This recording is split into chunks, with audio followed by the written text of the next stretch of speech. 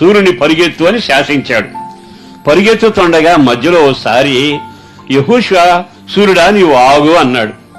ఇప్పుడు వెంటనే ఆకాశమందున్న దేవుడు నా కొడుకు ఈ మనవి చేశాడు కదా, అతడు నా యందు ఆనందించే బిడ్డ కదా, ఆగు సూర్యుడా అని తాను చేసిన క్రమాన్ని కూడా మార్చుకున్నాడు. కొన్నిసార్లు అసాధ్యమైనవి మనం అడుగుతాం, అయినా ఆయన ఏమంటాడు తెలుసా, ఇది అడగకూడదే, ఇప్పుడు జరిగేది కాదే అనడు. ఆయన అసాధ్యమైన నీ కొరకు ఆయన సాధ్యం చేస్తాడు. దానియేలుని సింహబోన్లో వెయ్యాలని ఇది చట్టం అని రాసి, అంటే ఈ విధంగా ఏ నామాన ప్రార్థన చేసినా ఎక్కడ ప్రార్థన చేసినా సింహబోన్లో వేయాలని శాసనం చేసి సంతకం పెట్టి ముద్ర వేశాడు.